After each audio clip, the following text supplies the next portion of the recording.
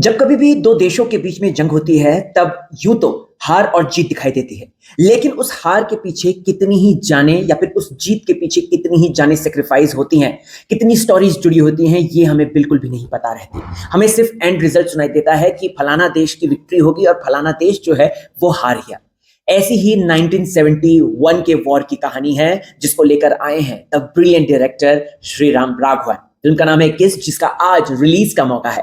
मैंने फिल्म देख ली है और चलिए इस फिल्म को बारीकी से अच्छे से रिव्यू करते हैं डिटेल में। तो इस वीडियो को एंड तक जरूर देखिएगा। मैं राहुल बोध स्वागत करता हूं आपका चैनल टेली खजाना में। 21 हम लोगों को यह सिखाती है कि डिटर्मिनेशन क्या होता है, पैशन क्या होता है, देश के प्रति एक लगाव क्या होता है। आजकल की जनरेशंस अगर बात की जाए दोस्तों, 21 फिल्म को देखकर इंस्पायर हो सकती है, मोटिवेट हो सकती है, क्योंकि आजकल की जेन जीज भी उस माटी की हैं जहां पर अरुण खितरपाल जैसे वीर योद्धा पैदा हुए। जी हां दोस्तों, 21 कहानी है उस गजब साहसी लड़के की जिसका नाम है अरुण खितरपाल, जिसने 21 साल की उम्र में ही परमवीर चक्र, उनकी वीरगति को प्राप्त हुई, उसके बाद उनको परमवीर चक्र मिलता है। और इसी चक्र की कहानी, परमवीर चक्र की कहानी, इसी शौर्य की कहानी, इस योद्धा की कहानी है दोस्तों, जिसका नाम है 21।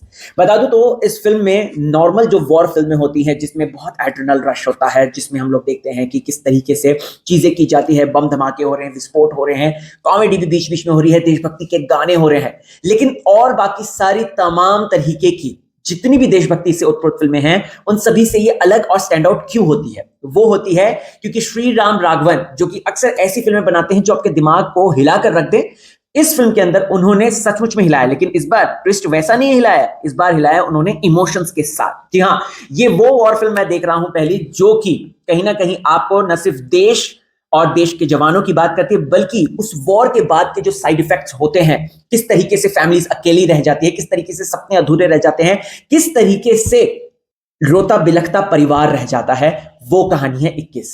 बहुत ही खूबसूरती के साथ इसे प्रस्तुत किया है दोस्तों। और मैं कहना चाहूंगा अनिल मेहता जी जो डीओपी हैं इस फिल्म के, लाजवाब है।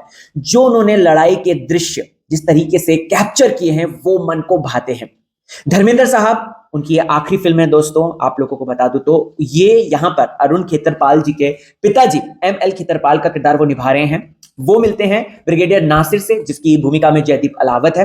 और पाकिस्तान में 30 साल बाद वो ये बात पता करने जाते हैं कि भाई आखिरकार ऐसा क्या था, क्यों आखिरकार मेरे बेटे ने रेडियो ऑफ कर दिया था। 16 दिसंबर 1971 जब वॉर हुई थी, तब क्यों मेरे बेटे ने रेडियो ऑफ कर दिया था, क्यों आखिरकार मेरे बेटे ने अपने विंग कमांडर या फिर अपने जो सीनियर्स हैं उनकी बात क्यों नहीं मानी। और जब उनको ये बिग रिवोल्यूशन होता है, जो उनके मतलब वो एक्सप्रेशन देखना धर्मेंद्र पाजी का, वो जो इमोशंस और वो जो आंसू निकलते हैं, वो न सिर्फ बेटे के लिए एक इमोशन होते हैं, बल्कि साथ ही साथ एक प्राउड होता है कि मेरा बेटा 21 साल की उम्र में देश के लिए अपनी जान को न्यौछावर करके आगे बढ़ गया।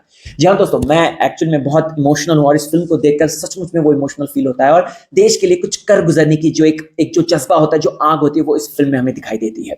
रही बात दोस्तों अगर इस फिल्म की, तो सबसे पहले मैं सिमर भाटिया की बात करना चाहता हूँ। उनका छोटा सा रोल है, अक्षय कुमार की वो जो है रिलेटिव है, बहन की बेटी है आई गेस।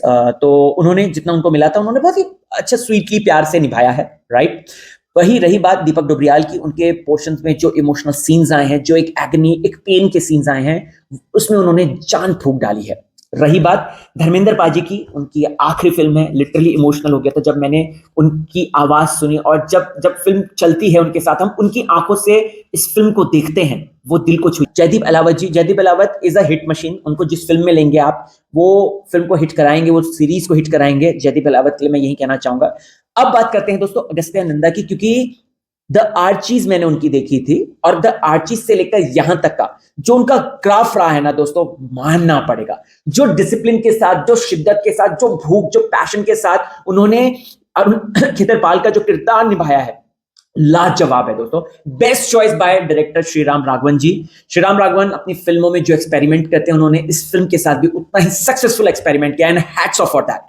और बात की जाए दोस्तों अगस्त्या की, तो अगस्त्या ने डेडिकेशन, पैशन, कमिटमेंट उन सबको दिखाया। और आप देखिएगा वो पूरी फिल्म में ना, वो पूरी फिल्म में आप एक नोटिस कीजिएगा चीज, वो उनकी आंखों में एक बच्चे की तरह एक जज्बा है, जुनून है, एक बच्चे की तरह ना एक चमक, एक चाह है कि हाँ ये होगा। ही इज लिटरली, वो वॉर में जाने के लिए एक्साइटेड है, वो वॉर में गोली खाने के लिए एक्साइटेड है, मतलब सोचिए अरुण खेतरपाल 1971 में कितने ज्यादा पीक पर होंगे अपने, और वो मतलब देश के लिए जो कर गुजरने का एक जज्बा, एक जुनून जो भगत सिंह जी में था, वो मतलब लिटरली यहां पर पोर्ट्रे होता है। और अगर अभी इस वक्त इनको अगस्त्या को भगत सिंह जी का भी ऑफर आ जाए ना, मैं तो कहता हूं करना चाहिए, क्योंकि परफेक्ट एज है, perfect timing and super acting यार, दिल छू गया, मजेदार। फिल्म की अगर बात करें दोस्तों, देशभक्ति से ओतप्रोत फिल्म है ये, और मैं इस फिल्म को 5 में से 4 स्टार देना चाहूंगा। नए साल की शुरुआत है गाइस, जरूर देखो, यू विल लव इट। अपना रिव्यू कमेंट सेक्शन में जरूर पोस्ट करें। बाय।